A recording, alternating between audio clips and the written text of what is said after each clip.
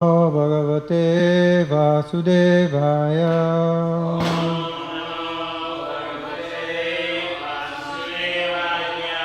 Om Namah Bhagavate Vasudevaya.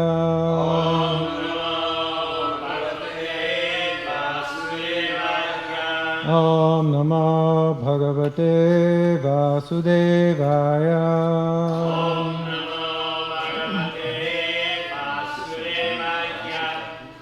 Srimad Bhagavatam, Canto 1, Chapter 8, Prayers by Queen Kunti, Text 8 through 10.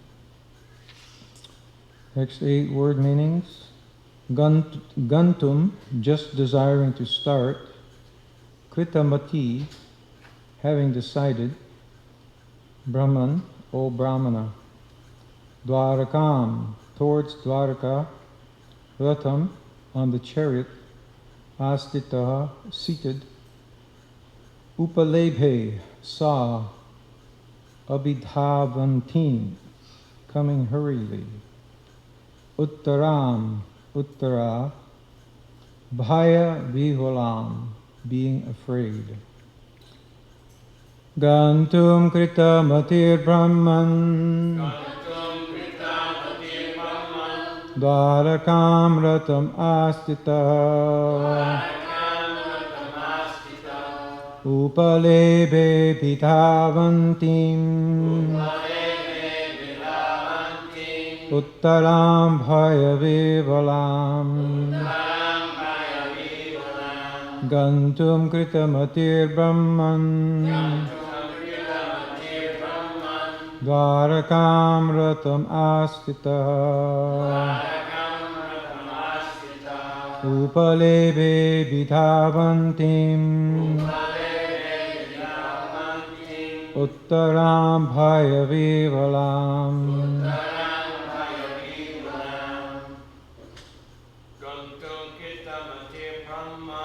Gantum kritamatir brahman. Dwarakam ratamasita. Upalebe vidhavantim. Uttaram bhayavivalam.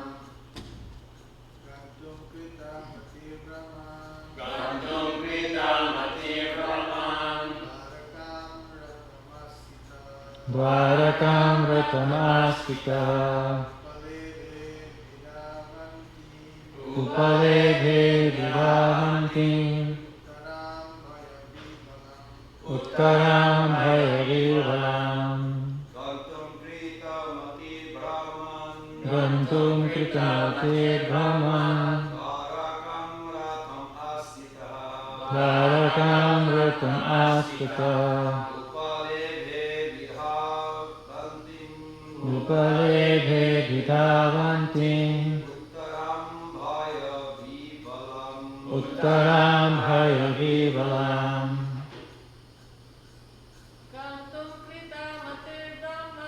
Gantum kritamati brahman. Dwarakam ratamastita. Upalebhe vidhavantim. Uttaram bhayavivalam. Gantum kritamati brahman. Dwarakam ratamastita. Upalebhe vidhavantim. Uttaram bhayavivalam. Translation. As soon as he seated himself on the chariot to start for Dwaraka, he saw Uttara hurrying toward him in fear. Srila Prabhupada's purport. All the members of the family of the Pandavas were completely dependent on the protection of the Lord, and therefore the Lord protected all of them in all circumstances. The Lord protects everyone, but one who depends completely upon him is especially looked after by the Lord. The father is more attentive to the little son who is exclusively dependent on the father. Text 9. Uttaro vacha pahi pahi mahayogin deva deva jagatpate nanyam tvada bhayam pasye yatra mrityu parasparam. Uttara said, O Lord of Lords, Lord of the universe, you are the greatest of mystics. Please protect me, for there is no one else who can save me from the clutches of death in this world of duality. Purport. This material world is the world of duality, in contrast to the oneness of the absolute realm. The world of duality is composed of matter and spirit, whereas the absolute world is complete spirit without any tinge of the material qualities. In the dual world, everyone is falsely trying to become the master of the world, whereas in the absolute world, the Lord is the absolute Lord, and all others are his absolute servitors. In the world of duality, everyone is envious of all others, and death is inevitable due to the dual existence of matter and spirit. The Lord is the only shelter of fearlessness for the surrendered soul. One cannot save himself from the cruel hands of death in the material world without having surrendered himself at the lotus feet of the Lord. Text 10. Abhidravati mam isha sharastatta yaso vibho kamam dahatu mam nata mame garbho nipatyayam. O my Lord, you are all-powerful. A fiery iron arrow is coming towards me fast. My Lord, let it burn me personally, if you so desire. But please do not let it burn and abort my embryo. Please do me this favor, my Lord. Purport. This incident took place after the death of Abhimanyu, the husband of Uttara. Abhimanyu's widow, Uttara, should have followed the path of her husband, but because she was pregnant and Maharaj Parikshit, a great devotee of the Lord, was lying in embryo, she was responsible for his protection. The mother of a child has a great responsibility in giving all protection to the child, and therefore Uttara was not ashamed to express this frankly before Lord Krishna. Uttara was the daughter of a great king, the wife of a great hero, and student of a great devotee, and later she was the mother of a good king also. She was fortunate in every respect. Om Jnanatimidandhasya Jnananjana Shalakaya Chakshurunmilitam Mena Tasmai Shri Gurave Namaha. The narrative of Srimad Bhagavatam, the story, of course, of Krishna Lila, really began at the beginning of this chapter after the battle of Kurukshetra. So we're being introduced to different characters in the story, and this is one of those characters. Uttara, when the Pandavas were in exile, they were last year in exile, they had to remain incognito, so they went to the kingdom of King Virat. And Uttara is the daughter of King Virat. And the brother of Uttara Kumar, you may remember that humorous scene in the Mahabharata where the crews have discovered where the Pandavas are, so they go to attack the kingdom of Virat.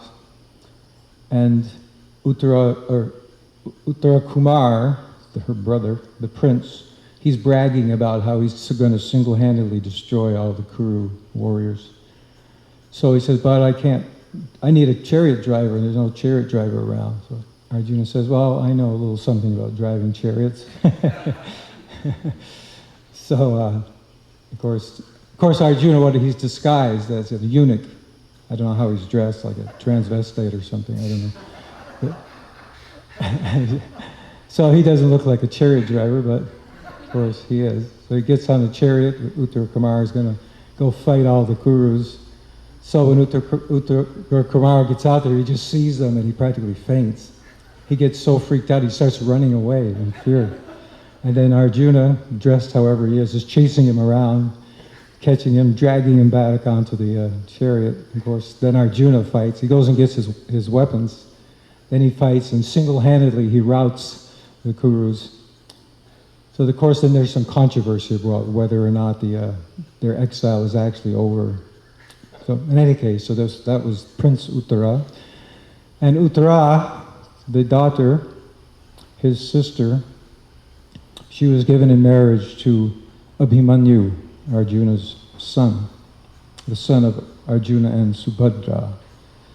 So this is Uttara. She's also a great devotee. Here it says here, she was a daughter of a great king, King Virat, the wife of a great hero, Abhimanyu, the student of a great devotee. Now I don't know who that refers to. I'm not sure what that means.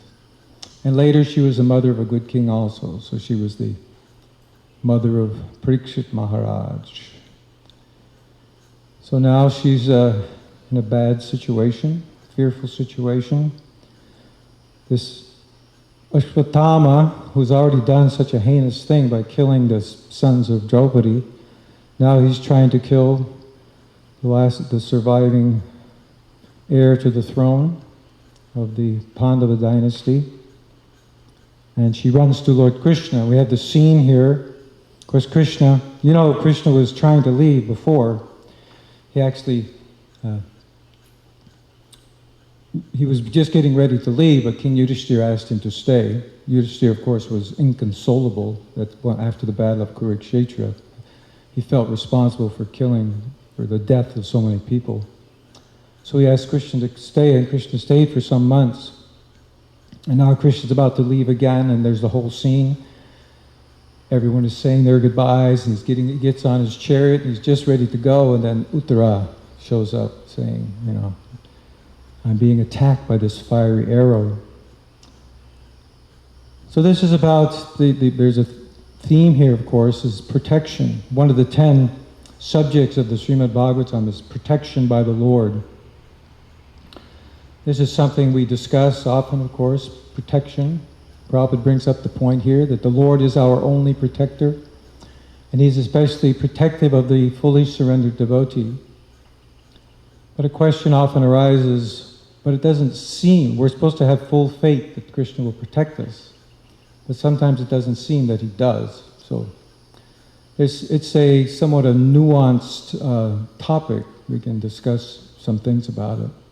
So I have a few notes here. I'm just going to read, and different points will come up. This, in the verse in the Bhagavatam, it's chapter 10 of the second canto that lists the 10 subjects of the Srimad Bhagavatam. And one of those is called Poshanam. That's the one that's translated as protection. In commenting on that, Vishwanath Chakravarti Thakur says this: in protecting the jivas, the Lord shows His mercy to some, the devotees performing sadhana, even if they are involved in sin by accident. This is the meaning of Poshanam. So this is one understanding of what it means to protect the devotee.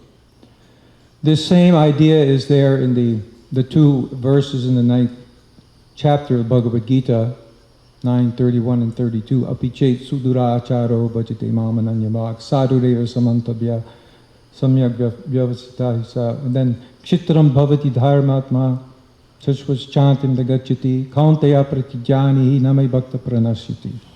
So of course the last word is namai bhakta pranashyati. Even if a devotee falls down, he's still considered saintly, or if he does something abominable, some sinful act, because he's rightly disposed toward me, because he has me in his heart, then he's still considered sadhu, saintly.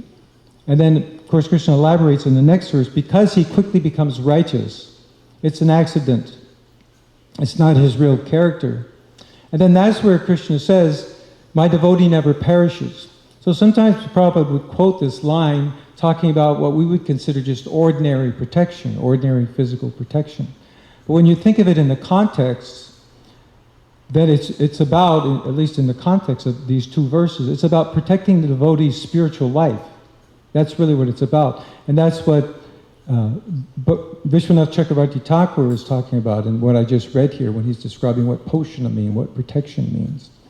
It has to do with the protecting devotee from a fall down from spiritual life. He protects the devotees. Of course, we know that Krishna ultimately protects our spiritual advancement.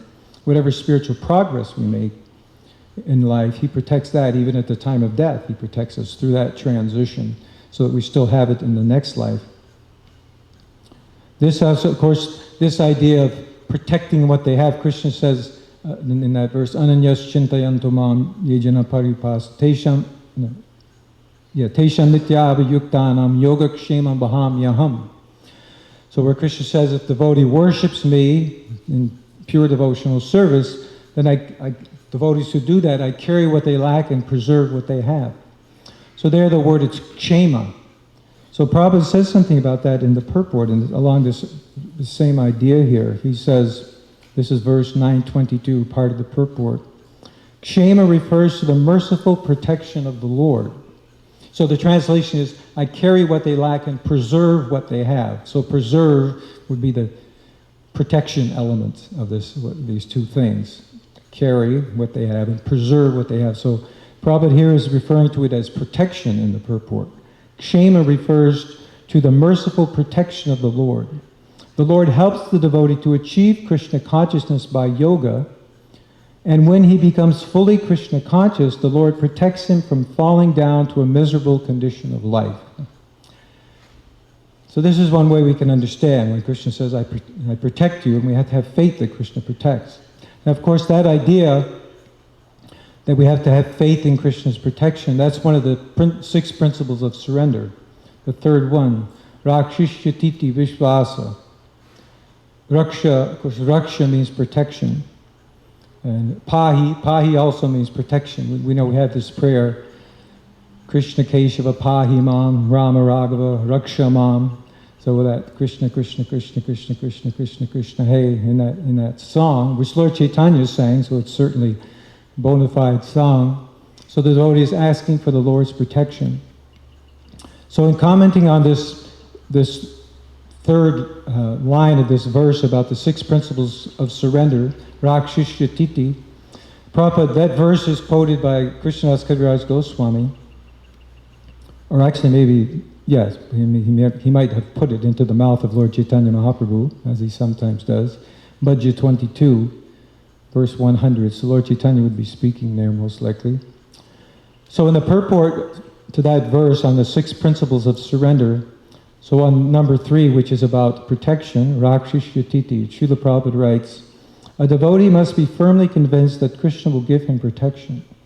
No one else can actually give one protection, and being firmly convinced of this is called faith. Now just a little aside here, Srila Prabhupada often when he would quote this one, he would quote a Bengali a line from a song by Bhaktivinoda Thakur. You know, Bhaktivinoda Thakur, of course, he wrote Sharanagati. So Sharanagati is a series of songs about these 6 principles of surrender. And the one about, the term for protection, the term for protection in that song is Avasya Rakshibe Krishna Vishvasa Palana. So one has to have the faith that Krishna will protect one. So there are 4 songs, I was going to mention, there are 4 songs by Bhaktivinoda Thakur about protection there. So I'm just going to give a few words about what those songs are about, but let me continue this purport of Prabhupada, where he says this kind of faith in Krishna's protection, is different from the faith of an impersonalist who wants to merge into the Brahman effulgence in order to benefit by cessation of repeated birth and death. So the impersonalists also want a kind of protection from suffering by just merging and becoming one with the Lord's effulgence. A devotee wants to remain always in the Lord's service. In this way, Krishna is merciful to his devotee and gives him all protection from the dangers found on the path of devotional service. Now this line, I find it to be a little ambiguous. What does Prabhupada mean here? It gives him all protection from the dangers found on the path of devotional service. It sounds like he's talking specifically about, again, fall down from spiritual life. Not that we're practicing devotional service when we might get hit by a car or something. It seems like the idea here is that he's talking about all protection from the dangers found on the path of devotional service. One of those dangers, of course, is you become a Mayavadi, you become an impersonalist, or you become a sense enjoyer, somehow you give up. So these kinds of dangers, the dangers that can deviate you from the path of devotional service. Now he may be referring to the other, it could be referring to both of them. It's not exactly clear to me what he's saying here. So in this, Prabhupada also, he says here that the protection is from the service, basically. We just serve Krishna, not like the impersonalist who doesn't want to serve Krishna. The devotee thinks, well, just let me serve Krishna, then I'll be protected. And in this context, Prabhupada quotes Lord Brahma, Samashritaye padapallava palavam mahatpadam punyasho murare bhavambudir vatsapadam param padam yadvipadam natesham. So that the idea there is that the material world is a place where there is danger at every step. Everyone knows this phrase, vipadam. Padam padam yad vipadam. Vipadam means danger. There's danger at every step. But samashritaye padapallava pravam. So the devotees who have natesham, the verse ends not tesham, which means not them. So not who. In other words, who's not in danger at every step, or who is the person for whom the material world is not a place where there's danger at every step. And that is the person who is samashritaye padapallava padavam, one who has taken full shelter, samashrita, taken full shelter at the lotus feet of Krishna. That person is not in danger.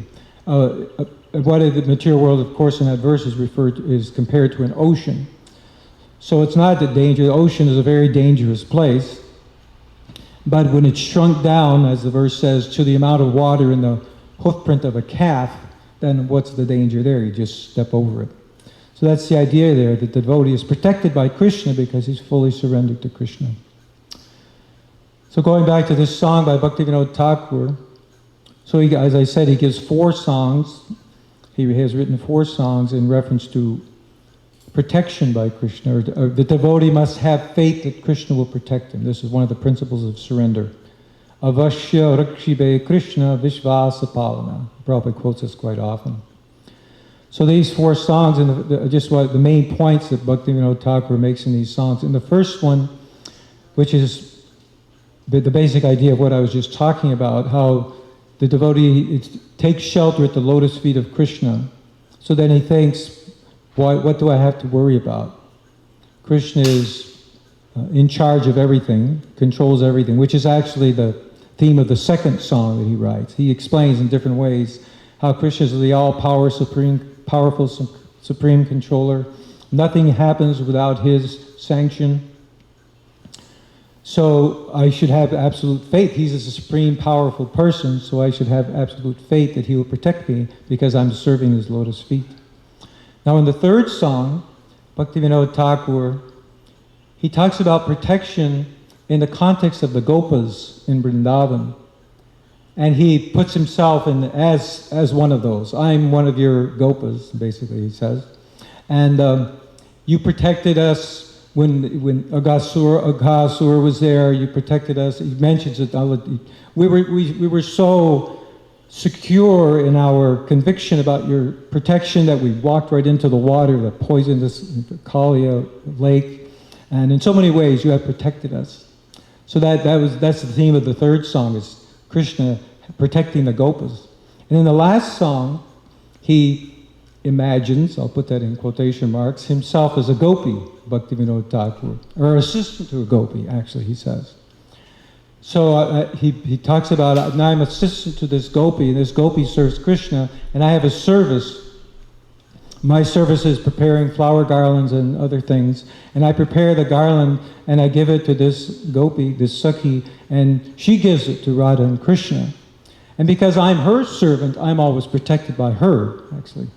She's connected to Krishna, Radha Krishna, and because I'm under her shelter, therefore I'm always protected. So this is the way his prayers evolve, these wonderful prayers about always having the conviction that the Lord will protect one. Now, sometimes a question comes up, should a devotee ask for the Lord's protection? Because isn't that, especially when the devotee is in a fearful situation. Now, here we see with Uttara, actually this comes up in Prabhupada's purport, and also Vishwanath Chakravarti Thakur asks about this, or mentions this about, well, is she just, is this a material thing? Is she trying to get some material protection for herself? But actually, as Vishwanath Chakravarti Thakur says, she says, actually let this fiery weapon burn me, that's all right, but protect the embryo, protect the child within my womb. So in that sense, you could say she's not acting out of fear for her own physical well-being. But sometimes that situation is there, where the devotee just calls out for protection to the Lord, and you think, well, the devotee is supposed to be transcendental to this body, why should the devotee ask for physical protection? So in the story, in Gajendra's prayers, of course, this is exactly what happened. Gajendra is glorified as a great devotee of the Lord, but he was in a very bad situation. That fight went on, I think it's 100 years. It's either 100 or 1,000. It's one of these, really, take a while fighting that long. No matter, it took him a long time, you would say, to find him call out. But then he did offer his prayers, ultimately, to the Lord for protection. And in Prabhupada's purport, now this is one of his verses. This is, from the first time I read this, it always kind of stuck in my mind, this point here, this big that Prabhupada brings up. But this is the prayer, or part of one of the prayers, 8, 3, 20, and 21. Unalloyed devotees who have no desire other than to serve the Lord worship Him in full surrender and always hear and chant about His activities, which are most wonderful and auspicious. Thus they always merge in an ocean of transcendental bliss. Such devotees never ask the Lord for any benediction. So this is Gajendra who's saying this. I, however, am in danger. Therefore I pray to that Supreme Personality of Godhead. There's a little more to the verse. So in the purport, Prabhupada says, as part of the purport, unalloyed devotees have nothing to ask from the Supreme Personality of Godhead. But Gajendra, the king of the elephants, was circumstantially asking for an immediate benediction because he had no other way to be rescued. Sometimes when there is no alternative, a pure devotee, being fully dependent on the mercy of the Supreme Lord, prays for some benediction. But in such a prayer there is also regret, Prabhupada says. So he doesn't elaborate on it. As far as I know, this is the only place I can think of where Prabhupada makes this point, but it's quite an interesting point. The idea is that, what am I supposed to do? I need protection. So naturally, that's the kind of a spontaneous thing. When I was giving class a few verses back, I was talking about the different kinds of devotional service, karma mishra bhakti and bhakti mishra karma, these kinds of things. So pure bhakti means there's no karma, which desire for material benefit. So the question arises, what about someone like Draupadi? So this comes up in Bhakti Rasamrita Sindhu, and Rupa Goswami explains that this is just a spontaneous calling out to the Lord, because the devotee has the Lord. Where else is the devotee going to turn? So it's considered to be okay, you might say. But still the devotee, just like here, Gajendra, he says, I know devotees don't ask for anything, but what am I going to do? I'm in trouble here. Lord, please help me. So this is considered to be, somehow the devotee's pure devotional service consumes or subsumes this. You might say it's a little bit of a tinge of material desire in some sense, but it's really not. In an ocean of devotion, there's nothing wrong with it, and it's spontaneous, so it's fine. It's okay for the devotee to ask for the Lord's protection. And of course, as we're actually taught to do that. And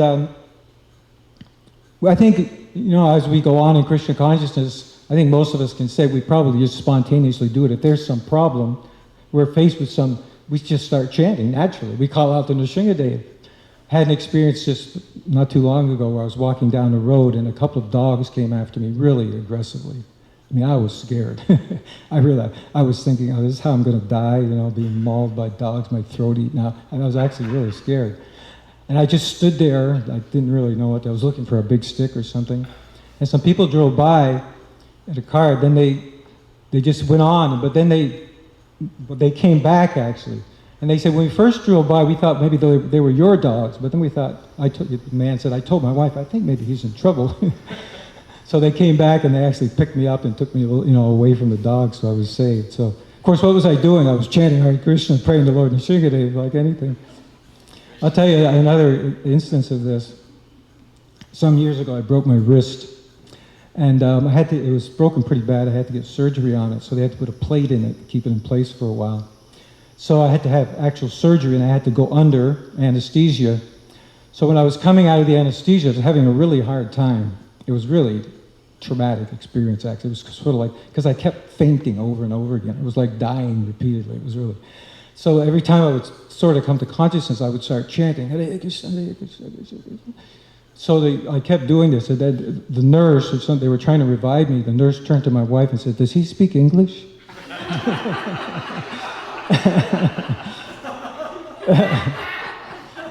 So anyway, the point is, I think as devotees, naturally, what are we going to do? Right? We're in trouble. We're going to call out to Krishna.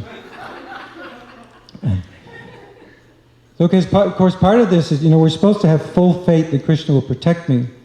But I think it's natural, at least for me, I think, well, that's all right for Prahlad Maharaj, but is he going to protect me? I'm not Prahlad Maharaj. And of course, Prabhupada does say here in the purport that he especially gives protection to those who are fully surrendered unto him. So, if we don't want to be in anxiety whether Krishna will actually protect me, then we have to be fully surrendered to Krishna. Then we can be assured of that. So just maybe a couple of other things. In regard to protection, there's Prahlad Maharaj's verse, Balasya neha sharanam pitaro nrsimha, where I'll just read the translation to it. My Lord Nrsimhadev, O Supreme, because of a bodily conception of life, embodied souls neglected and not cared for by you cannot do anything for their betterment. Whatever remedies they accept, although perhaps temporarily beneficial, are certainly impermanent. For example, a father and mother cannot protect their child, a physician in medicine cannot relieve a suffering patient, and a boat on the ocean cannot protect a drowning man. So, of course, the idea here is that if you can make all kinds of... well, I'll just read what Prabhupada said. This is part of the purport. Unless one is protected by the mercy of the Lord, no remedial measure can act effectively. So these three examples, parents can't protect the child, the doctor can't protect the patient, and a boat can't protect you in the ocean necessarily. One should consequently depend fully on the causeless mercy of the Lord. Although as a matter of routine duty, one must, of course, accept other remedial measures. No one can protect one who is neglected by the Supreme Personality of Godhead. So here Prabhupada is making a practical point. Just like if you're sick, then you don't say, well, Krishna will cure me. You can do something about it. Of course, Prabhupada himself, he did something about it. But ultimately, the cure, getting well, is up to Krishna. If Krishna wants to cure you, Mare Krishna Rake Krishna Mare Ke, this little saying, I don't think it's a sloka, I think it's just a saying. So if Krishna wants to kill you, who can protect you? And if Krishna wants to save you, who can kill you? So it's up to Krishna what happens. It's all ultimately under it's his choice, actually. Of course, but then he does say to devotees, I will protect you, take shelter under my feet. So the only one more thing I was just going to mention, this from the song of Bhaktivinoda Thakur, Manasa Deho Geho Yokichumar, where he says, I give everything to you, dear Lord, my mind, my body, everything. Maro bi rakho bi jo icha tohar nitya dasa prati tua adhikar. So he also says, you can kill me or you can protect me. Jo icha tohar, that's your prerogative, according to your desire, because I'm just surrendered. I'm just surrendered unto you, so you can do with me as you like. That, of course, is a very high stage to actually have that emotion, or the spiritual emotion, that bhava, that Krishna can do with me as he likes. And if I'm suffering, then that's Krishna's mercy. That's up to him to do, to the devotee. So then we can see how this is, you think, well, how am I supposed to think exactly about these things? So the safest thing is to ask for Krishna's protection, especially in our state. We need some protection. If we don't ask for Krishna's protection, we're going to ask for somebody else's protection. Huh? The fallible soldiers. We're going to look for protection from fallible soldiers. Prabhupada also makes this point in relation to this topic, that if we don't search for ask for Krishna's protection, and of course that's what we do, really, in so many different ways. Protection or maintenance, these two are very closely, of course both of them are there in the 6 principles of surrender. Krishna is my protector and Krishna is my maintainer. And Prabhupada also, he sometimes conflates the two, you might say, he uses the two interchangeably. He'll talk about protection and he'll talk about maintenance in the same breath, as if they're the same thing, because in some sense they are. The parents protect the child by maintaining the child. So Krishna maintains us and he protects us physically and spiritually because he's our protector and our guardian. All right, I'll stop here. I have it's not exactly question, but it's also I want some feedback from you. Because recently I was studying Vishwanath Chakravarti Thakur's commentary on Annavilasita Sunyam and Jiva Goswami Pad's commentary. So the word Ita, Annavilash, Ita. Yeah. So, like these devotees in Africa, when the bad guy, I don't know, just crazy people attacked, and one Mataji jumped in front many years back in ISKCON temple. Yeah. And so I was talking to Radhanath Maharaj. I said, oh, okay, but those guys already killed them, including that Mataji. So how to understand that Krishna is protecting? So he said, I'm paraphrasing, but what I understood was, he said the spirit that they want to serve and protect the temple is never lost. Krishna is maintaining 100% and he will reward because they serve. But maybe physically, those people also wanted to see something, so Krishna fulfilled their desire. But actually it's a very mystical. Only advanced devotee can understand that protection. So like for an example, King Parikshit, we know that Krishna protected King Parikshit in the womb of Mother Uttara. But when he got cursed, I thought about it a lot, because when he got cursed, Krishna could have said, okay, no more curse effect. But he didn't. He didn't do anything, looks like. Because Bhagavatam has to manifest for the welfare of the whole world. So his protection not necessarily what I expect Krishna to do my way of protection. Yeah. Is that proper or? Yes, we have to understand, it's more about the mood actually than the intellectual understanding.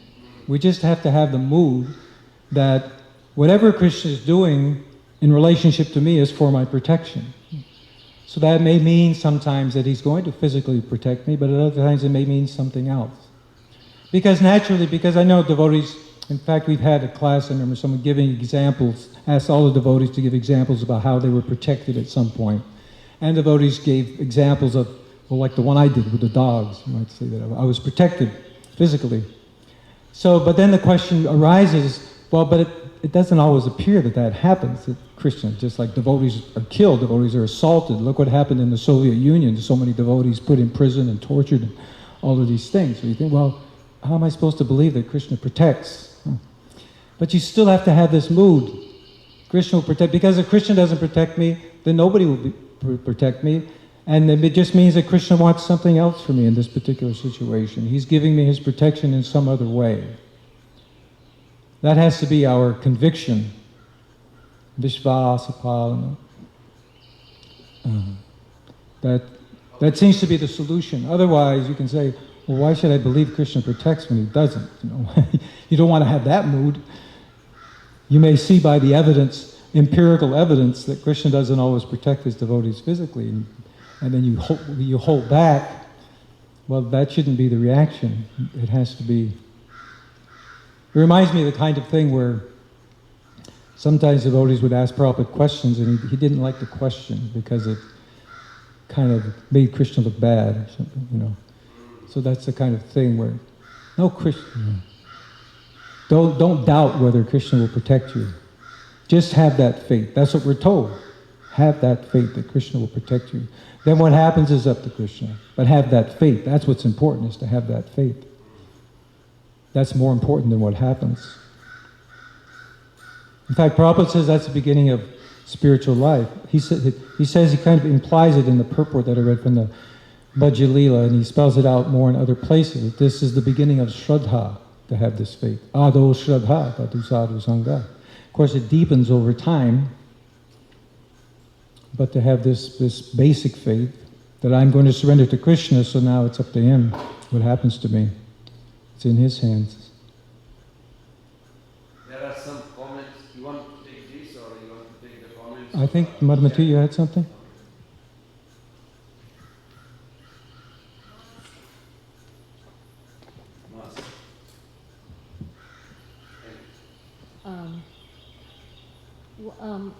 As far as the conversation going on right now, I was thinking one way to understand is the child.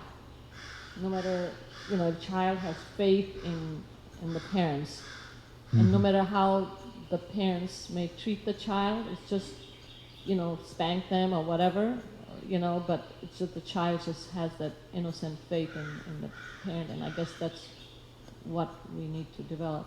Yeah, their spontaneous reaction to trouble is to go turn to the parent for help. Parents, yeah. Question was, Apichet Sudaracharo. What a devotee is there, like he has performed some sinful act, and then is it some material sinful act, and Chipram Bhavati Dharmatma, then he become free of the material sinful act that he has done? What is the fall down, like a devotee falls down? What does that mean anyway, that a devotee falls down? What, he's forgetful of Krishna, or he's making some material sinful activity? What does that actually mean? And well, that verse is quite a big topic, actually. I gave a class on that verse one time, and quoting from commentaries of different acharyas, especially Vishwanath Chakravarti Thakur. Even Prabhupada's commentary, his purport, he takes it from different angles. He starts talking, his purport begins by talking about a devotee may do something that's socially unacceptable. And you think, well, what's wrong with that? It doesn't seem to be a big deal. But then, often Prabhupada would say, it's about accidental fall down. And a temporary accidental fall down, he would say. And of course the example he gave is sometimes you used to smoke and you're walking with a friend and the friend says, you want to puff on my cigarette, you take a puff, something like that. Or harmless, but he broke the regulative principles, So he gave that example. And so he would talk about accidental fall down from our vows in spiritual life. And so quickly the devotee becomes righteous, becomes rectified. So that seems to be the idea. Now there was I don't know if you know, that some years ago some devotee killed another devotee who had an affair with his wife.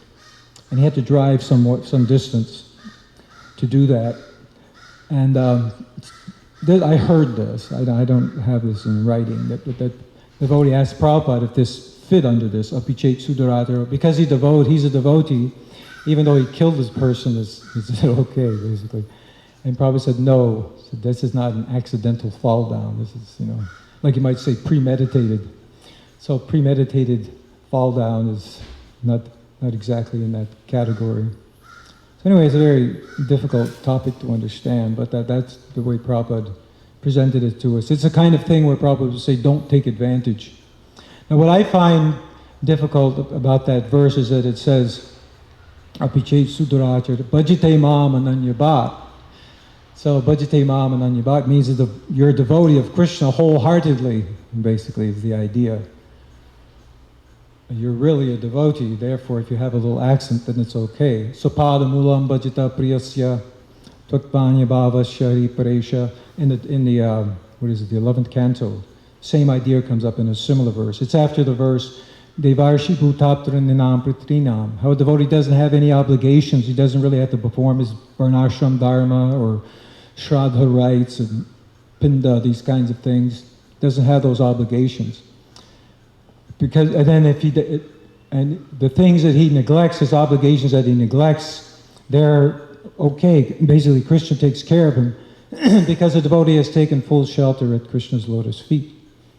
So that's where, to me, that's where the little bit of doubt comes in. Is that, am I in that status where I'm fully surrendered to Krishna? Now, in one of the commentaries, I remember now when I was discussing this verse in class, the idea in one of the commentaries was, if you accept Krishna, not any other demigod, as your Lord, that's the qualification. That's what Ananyabhak means.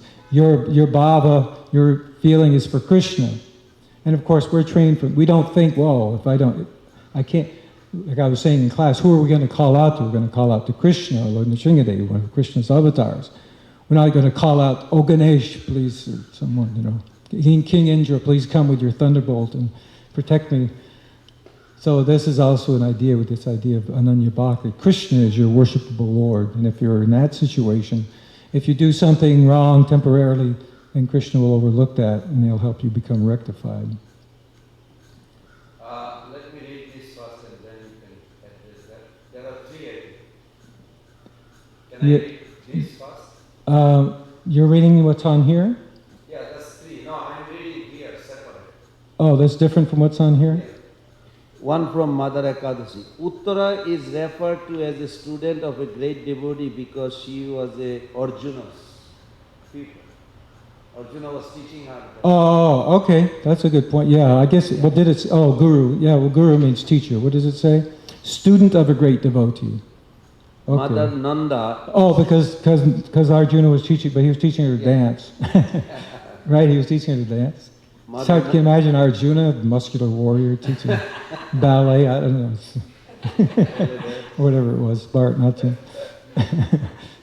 Mother Nanda is giving some comment.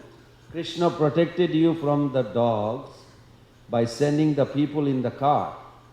He protects our consciousness by giving us the association of devotees. He's giving protection, but we have the tendency to think, oh, the people came by chance, Krishna sent them.